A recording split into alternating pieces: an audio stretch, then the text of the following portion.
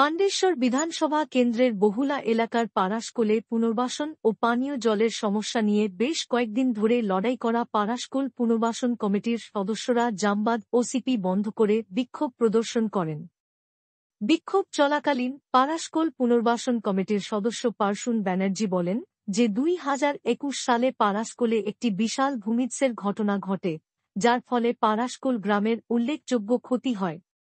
এরপর কাজোদা এলাকার তৎকালীন মহাব্যবস্থাপক এবং পাণ্ডেশ্বরের বিধায়কের সাথে পাড়াশকোল গ্রামের পুনর্বাসনের বিষয়ে আলোচনা করার জন্য একটি বৈঠক অনুষ্ঠিত হয়, কিন্তু তারপরেও ইসিএল ব্যবস্থাপক বিষয়টি উপেক্ষা করছেন। তাছাড়া আমরা দীর্ঘদিন ধরে পানীয় জলের সমস্যার সম্মুখীন হয়ে আসছি, যা নিয়ে আমরা ম্যানেজারের কাছে অভিযোগ করেছি। তা সত্ত্বেও ম্যানেজার এখনও আমাদের জল সরবরাহ করছেন না। সেই কারণেই আমরা আজ প্রতিবাদ করছি। উপস্থিত ছিলেন আমিনেশ মুখোপাধ্যায়, কাজল চ্যাটার্জি, পার্শুন ব্যানার্জি, তারকনাথ বাউরি, পাঁচকুড়ি সাধু, সানমনি মেঝিয়ান এবং প্রতিমা বাউরি। থাক।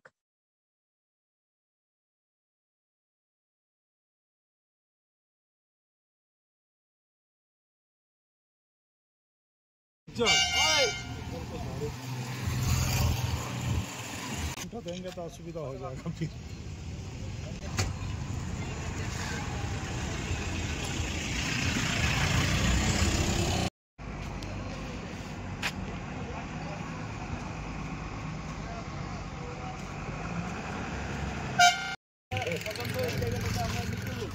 আপনাদের তৎকালীন যারা পদাধিকার ছিলেন তাদেরকে আমি বলছি চেয়ার থেকে, আপনাকে না আমাকে না আমি চেয়ার থেকে বলছি। তখন কিন্তু আমরা বললাম যে আমাদের এই জায়গাটা আমরা প্রপোজাল দিচ্ছি যে আপনারা এই জায়গাটা ইয়ে করুন। তার আগের তিনি আমাদেরকে দেখাতে নিয়ে গেছিলেন। পুনর্বাসন কমিটি গ্রামের পাড়াশকোল পুনর্বাসন কমিটি আজ বন্ধ করেছে। এখন প্রবন্ধক একের পর এক প্রবন্ধক ফোন করছেন, আসছেন, প্রশাসনের লোকও এসছেন, ওনাদের সাথেও কথা বললাম। ওনারা বললেন ঠিক আছে, আমরা উচ্চতন কর্তৃপক্ষকে জানাচ্ছি। এপিএম স্যারও এসছেন কাজরা এরিয়ার, উনিও এসে পরে আমাদের সাথে কথা বলবেন হয়তো। আমরা দাবি না পূরণ হলে আমরা বন্ধ করতে পারি, লাগাতার বন্ধ করবো জামবাদ ওসিপি। আমরা জামবাদ ওসিপি চলতে দেবো না। আগে আমাদের গ্রামকে পুনর্বাসন করা হোক, তারপর জামবাদ ওসিপি চালানো হোক।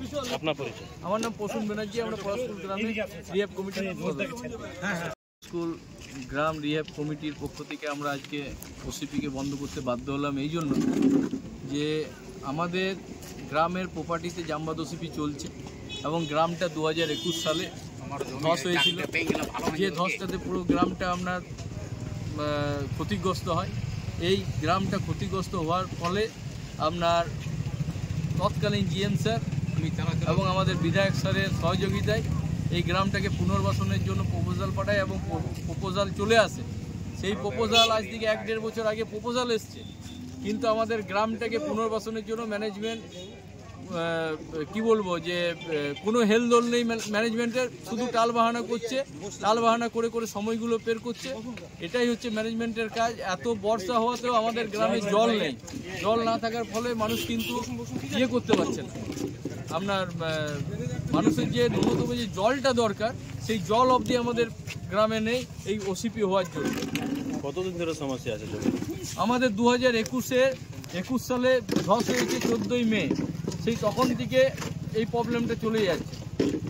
আপনাদের যে সমস্যা জলের নিয়ে প্রবন্ধকে জানাইছো?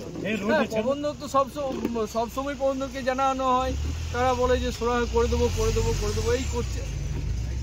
ধরুন আমাদের সব বিল্ডিংগুলো পড়ে যাচ্ছে, যেখানে বিধায়ক স্যার অবধি জিএম স্যারকে বলে গেছিলেন 2021 সালে, ঠিক আছে, যে আপনি ঘরগুলোকে রিপেয়ারিং করুন। যে ঘরগুলো আপনার হয়েছে সাবসাইডে আপনার নষ্ট হয়েছে, সেই ঘরগুলোকে রিপেয়ারিংয়ের কোনো ব্যবস্থা করেনি। 5 বছর হতে চললো। আজকে আমরা এখানে ধর্ণা অবস্থান করছি এবং ইসিএলে জামবাদ ওসিপি আমরা বন্ধ করেছি।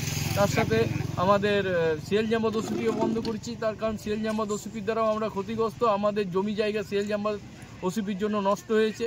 আমাদের জমিতে ইসিএল বিনা একবার নোটিশ পাঠিয়ে তার কোনো সুরাহা না করে তারা জমি নষ্ট করে দিয়েছে এবং তাদের জন্য আমাদের ব্লাস্টিং এবং ধস নামছে।